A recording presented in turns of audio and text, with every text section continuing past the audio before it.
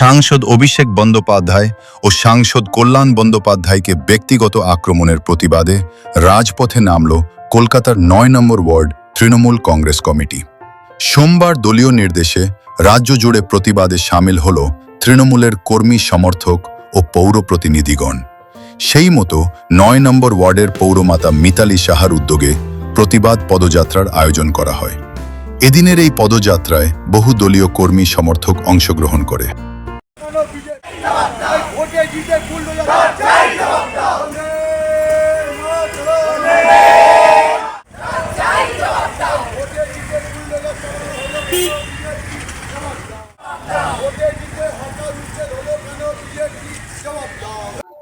এর কারণটা নিশ্চয়ই আপনারা জানতে পাচ্ছেন।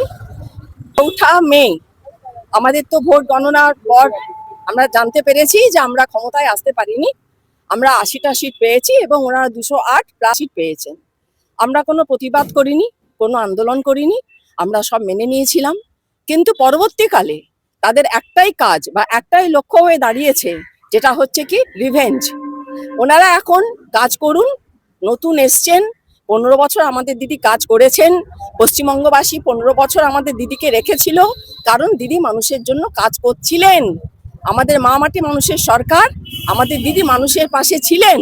কিন্তু তাদের এখন যে রাজনীতি করছেন তারা, সেটা হচ্ছে প্রতিশোধ নেবার রাজনীতি। সবাই যদি চোরই হলো, তাহলে ১৫ বছর কারা ঘর করলো, এই প্রশ্নটা এসে যায়। আমি শুধু বলতে চাই যে আমরা রাজপথে আজকে এই জন্য নেমেছি যে আইন কেন সাধারণ মানুষ নিজের হাতে তুলে নেবে। আইনের জন্য আদালত আছে, আদালতে গিয়ে তার জন্য ওনারা অভিযোগ করুন। হাইকোর্ট আছে, সুপ্রিম কোর্ট আছে, আমরা কোনো বাধা দিচ্ছি না।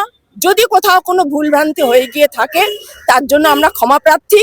কিন্তু একটা কথাই বলতে চাই যে ব্যক্তিগত কারণে আক্রমণটা বন্ধ করা হোক। আর একটা প্রতিবাদ করতে চাই যে খেটে খাওয়া মানুষ যাদের পাশে আমাদের দিদি ২০১১ থেকে ছিলেন, সেই সব মানুষদের পেটে লাথি পড়ছে, রাতারাতি বুলডোজার দিয়ে তাদের দোকানপত্র সব ভেঙে দেওয়া হচ্ছে। যদি কোনো ইল্লিগাল বাড়ি হয়ে গিয়েই থাকে, তাহলে তাদের সময় দেওয়া হোক, তাদের রেগুলাইজেশন করার সময় দেওয়া হোক। মানুষের মাথায় ছাদ এবং পেটের ভাতে যখন টান পড়ে, তখন মানুষ কিন্তু প্রতিবাদের রাস্তায় নেমে আসে। আমাদের প্রতিবাদটা শুধু আজকে এইটার জন্য। এবং আন্তরিক অভিনন্দন জানাই নতুন সরকারকে, আমাদের মুখ্যমন্ত্রী শুভেন্দু অধিকারীকে এবং যারা আজকে শপথ নিয়েছেন মন্ত্রী হিসেবে, তাদের প্রত্যেককে আন্তরিক অভিনন্দন জানাই। তাদের কাছে বিনীত আবেদন যে পশ্চিমবঙ্গবাসী আপনাদের নির্বাচিত করেছে, আপনারা পশ্চিমবঙ্গবাসীর পাশে থাকুন, ভালো কাজ করুন এবং পশ্চিমবঙ্গকে দেখুন। এটা নিয়ে আমি বিশেষ কিছু বলতে চাই না। একটা কথা শুধু বলতে চাই, জনরোষ অন্য জিনিস। সেটা কিন্তু ওই ছোট্ট একটা সামান্য ঘটনার মধ্যে দিয়ে হয় না। আর যদি হয়ে গিয়েও থাকে, সেখানেও আমাদের কিছু করার নেই, কারণ তিনি আমাদের দলের সেনাপতি। তার প্রতি আমাদের সহানুভূতি আছে। আমরা তার দ্রুত আরোগ্য কামনা করব। আমরা পাশে ছিলাম, পাশে আছি, পাশে থাকবো। একটা কথা বলতে চাই যে যাদের গ্রেপ্তার করা হচ্ছে সে বিষয়ে আমি কিছু জানি না। আমার অজান্তে যদি কিছু হয়ে থাকে বা যদি কেউ কিছু করে থাকেন, সেটার দায় তাদের এবং যারা গ্রেপ্তার করছেন তাদের। এখানে আমার কিন্তু ব্যক্তিগত কোনো মতামত নেই।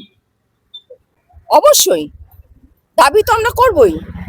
একজন মানুষ একটি কর্মীর বাড়িতে গেছেন তার মৃত্যুতে, তার পরিবারের পাশে দাঁড়াতে। এটা যদি প্রি প্ল্যান্ডও হয়ে থাকে বা যদি হঠাৎও হয়ে থাকে, আমরা তদন্ত চাইবো। আমাদের এটা গণতান্ত্রিক অধিকার, যে কোনো ঘটনার পূর্ণাঙ্গ তদন্ত কিন্তু আমরা দাবি করতেই পারি। এটা গণতান্ত্রিক দেশ, গণতান্ত্রিক রাষ্ট্র। একজন সাধারণ নাগরিক হিসেবে আমি ভুলে গেলাম যে আমি একজন কাউন্সিলর, একজন পৌর প্রতিনিধি। আমি একজন সাধারণ নাগরিক হিসেবে আবেদন করব, এটা পূর্ণাঙ্গ তদন্ত করা হোক।